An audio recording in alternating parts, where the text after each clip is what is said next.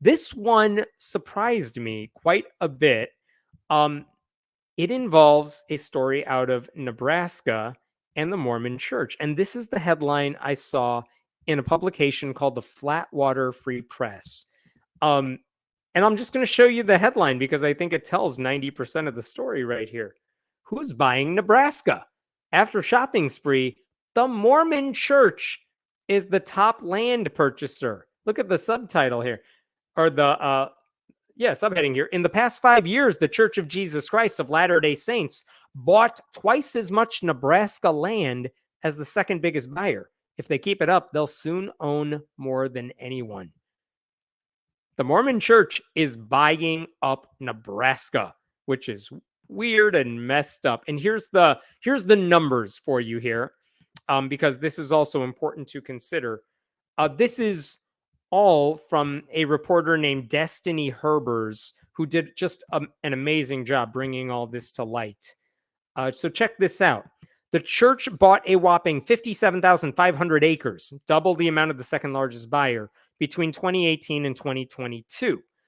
The Mormon Church now owns about 370,000 total acres of zoned agricultural land in Nebraska. It could soon become Nebraska's largest landowner, passing Ted Turner, who is the TNT guy, TBS Turner, who has famously long occupied, and CNN, that number one spot, if church representatives continue to buy land at their current pace.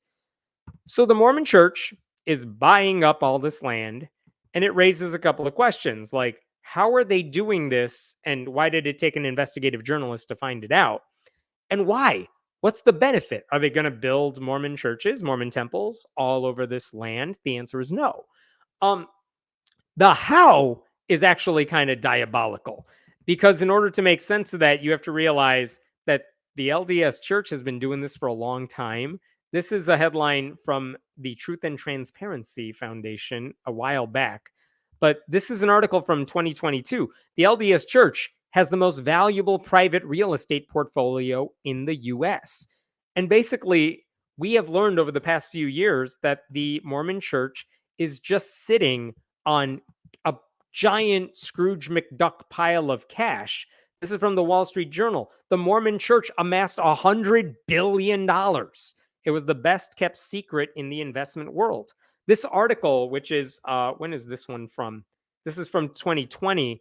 This article basically said there were whistleblowers who worked for the Mormon Church, and they were like accountants who said, there's all this tithe money coming in that is earmarked for charity, but like none of it really is going out. So the Mormon Church is just sitting on all this cash, and it's not being used as intended.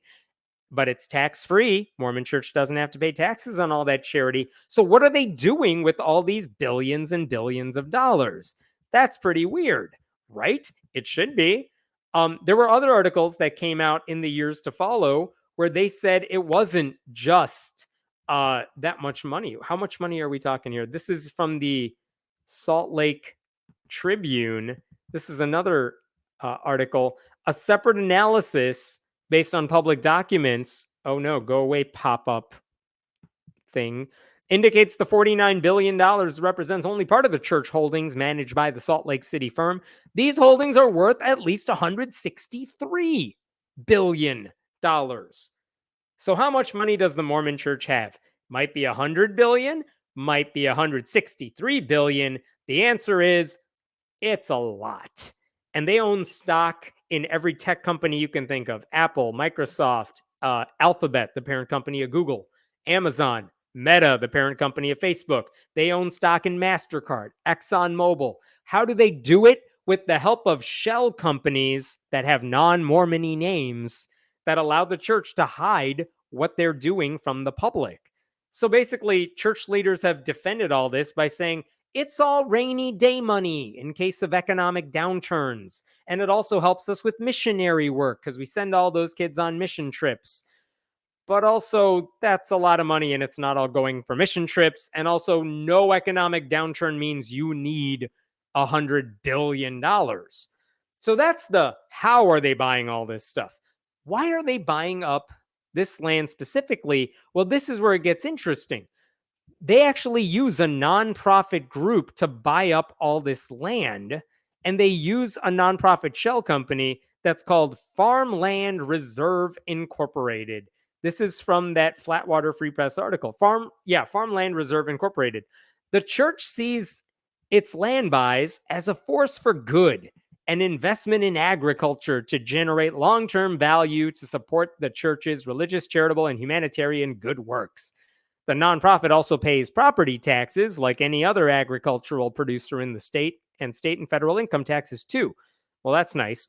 Though an unknown amount of revenue is given to the church itself, which doesn't have to pay taxes on passive investments. So there you go.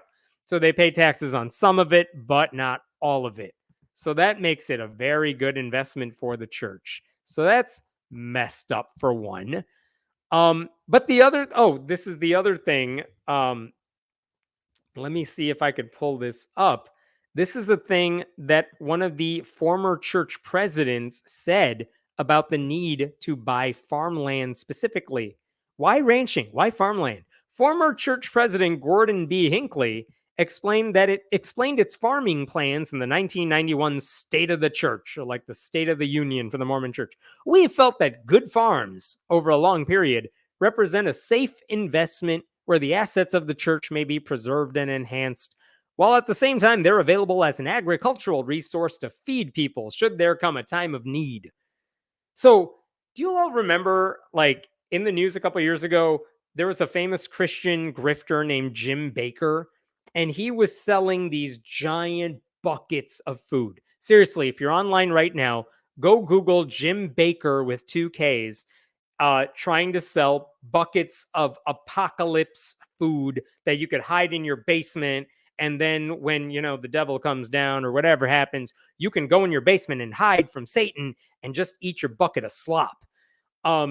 Mormon Church now is saying the same thing. When bad things happen, we got to be able to feed people. So we're buying up all this farmland to help everybody. And by everybody, first of all, I think they're lying. But 2, they're only going to help their own people first. They're not helping everybody because they don't do that now. But that's why they're doing this. That's how they're doing this, or at least this is how they're justifying doing this. But by purchasing all this land, like one of the downsides of purchasing all this land, as is true everywhere, they're also driving up real estate prices and making life harder for independent farmers. Not that the church cares. Like, it's just another investment from a wealthy company that only knows it wants more.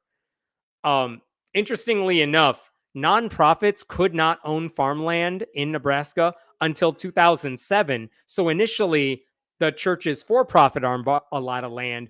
But as soon as that law was declared illegal in 2007, they started buying more under... I reversed that.